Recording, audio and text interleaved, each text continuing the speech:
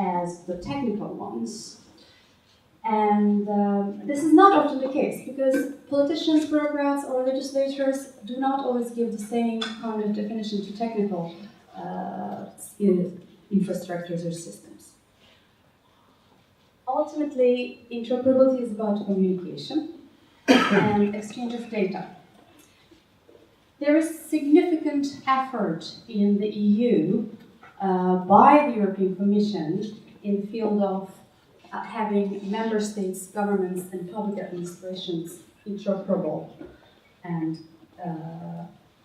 which also aligns with the other European projects such as e-government action or digital single market. Now, interoperability is very important because it unlocks the silos of data in the world.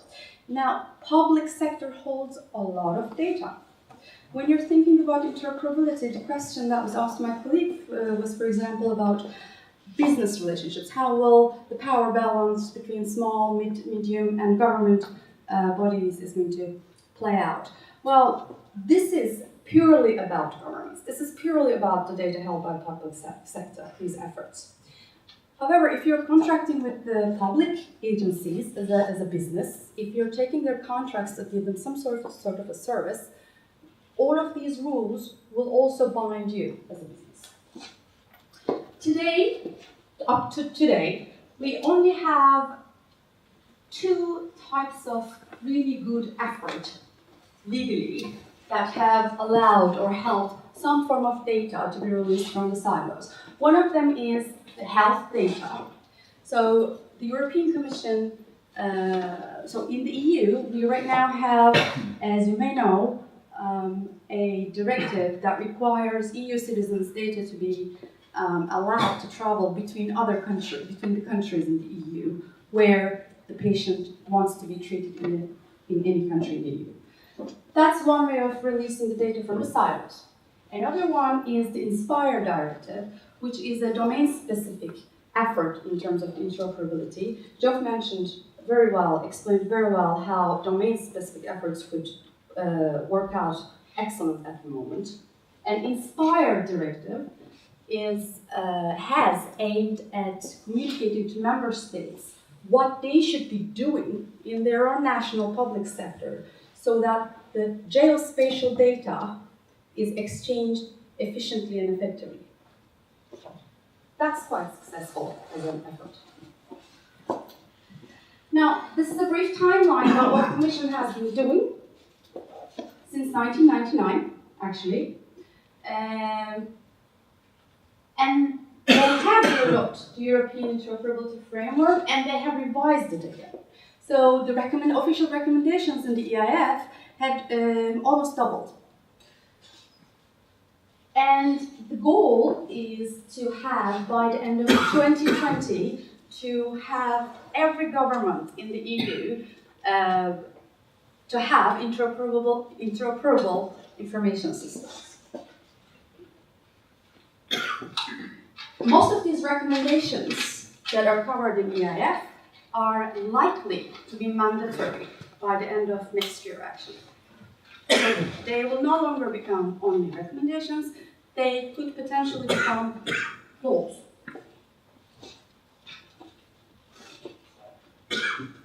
The EIF refers to a number of legislative directives, legislative efforts and initiatives in its own white papers and brochures, and this is directly taken from there, as efforts under the EIF works.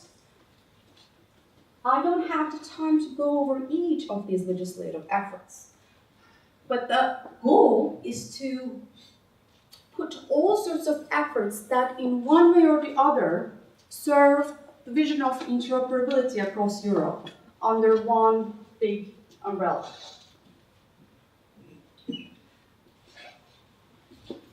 The EIF conceptual model, as before it was mentioned, talks about 4 layers.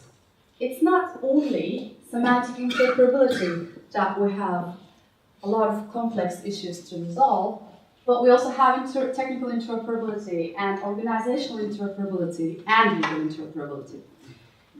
Now, although what I'm going to raise to your attention specifically goes under legal interoperability, it actually touches upon security and privacy significantly as the background theme of everything that can happen there in the other layers. So, it was referred that earlier, making it right or making it happen.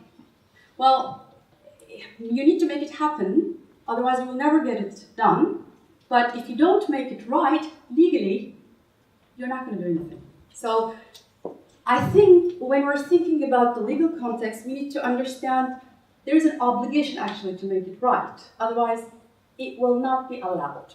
And I'm going to explain how it won't be allowed if you don't make it right and only focus on making it happen.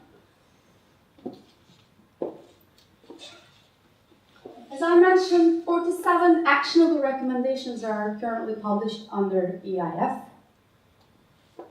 And they categorize these recommendations according to the principles that they have also set.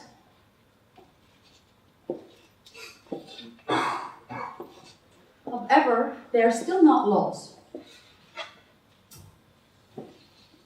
Legal interoperability is the requirement that whatever national law you might have that stands in your way of sharing data, you should remove them, as long as you can do so subject to the GDPR. That's where the problem comes. I don't think it's actually that difficult for the nations to change their local legislation if the local legislation says, don't open up this, don't open up that. That's not such a big actual challenge. The bigger challenge is the GDPR itself, which is not a national law, which is the EU law, but is directly applicable. I'd like to talk about what happens between the European Commission and European Data Protection Supervisor. Do you know about two proposed regulations in law enforcement about interoperability? No. There are two proposals that want to use interoperability as a means to create a European-wide sensitive personal data database for the police, actually, for law enforcement. That's actually a big problem. And to me, that's the most important thing we should be discussing about what interoperability shouldn't become legally. So, my hero published in April 2018, a few months ago, a really long and beautiful opinion that discusses and openly says, please don't use interoperability as a good excuse to further your political agenda. How about that? I mean, if you have somewhat radical views about freedom and Big Brother should not watch us anymore, then you would like our European Data Protection Supervisor. I think it's really cool in Europe, in the world, we have that entity providing some form of checks and balances from personal data point of view. It's excellent.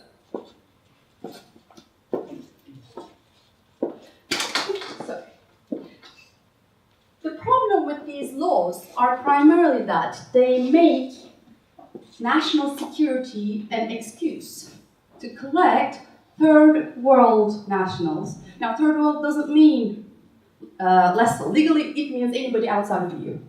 Could be US, could be Japan, could be anybody. Third world nationals' information, personal data, biometric data even. And those laws are also making it possible for the law enforcement to have unfettered access, just to check. They don't even have to have strict reasonable ground of suspicion that you might be actually a criminal, they can just go in and check. It's interesting that the Commission thought these would fly in 2018. And our supervisor said no. And here is why no.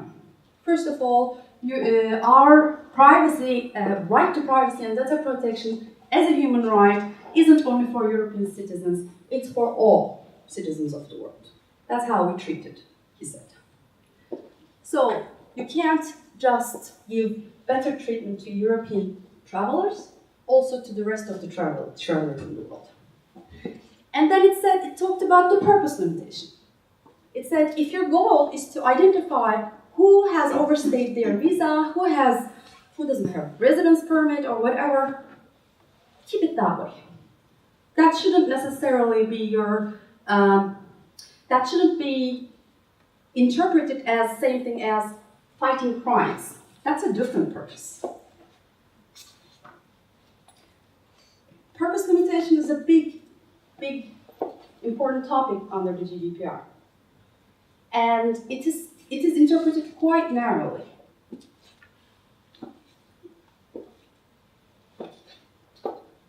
More importantly, the supervisor advised that actually 3 of the 6 information systems you're trying to legislate for don't even exist yet. So you want to legislate first and put in practice later.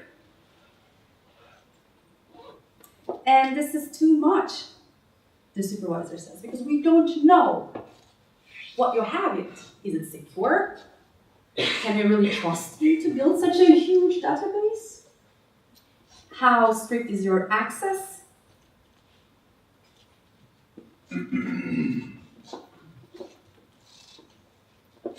What we know is interoperability by design is really at the mercy of privacy by design, now and forever. It's easy to change little local laws. 1 sentence, 2 sentences to allow more communication of data. But what's most important is to understand how privacy by design is going to be interpreted when you're designing interoperable systems. And from that dialogue between 2 powers, we find out that security by design is highlighted a lot. Cybersecurity is not an abstract notion. It's a critical topic from the point of view of the supervisor. Purpose limitation is not a joke. It needs to be strictly interpreted. If you're saying you want to check if people have visa, keep it that way. That's not a law enforcement tool, he says. And it clearly says, I don't want things to lead to a fishing expedition. If the police wants to use or have access to that kind of a database, they have to have a very good reason and under very, very limited strict conditions they can do that. I don't want police to have unfettered access to personal data of people, supervisor says. I think I ran out of time, but I have a really interesting last point to make. Okay. This is very important, and it's part of my master's thesis. Personally, what is it? There's still no consensus about the definition of personal data at the EU level. The Commission, bear with me, the Commission said in the proposals, when people are traveling through our airports, the border check is going to look, and if the data about that person brings hit or flag or whatever, you understood the idea, if it's red, flagged, or not. And that's not personal data, the Commission says. Wrong! It is personal data. Because that, even if it could be anonymous and not fully anonymous, it could be linked to you. It's an information about you that you don't exist in the database, or you're not red flagged. Even that is personal information. The Commission didn't even understand that before proposing this. So it's quite embarrassing from the point of view of European standards of personal data protection. Thank you, Chola.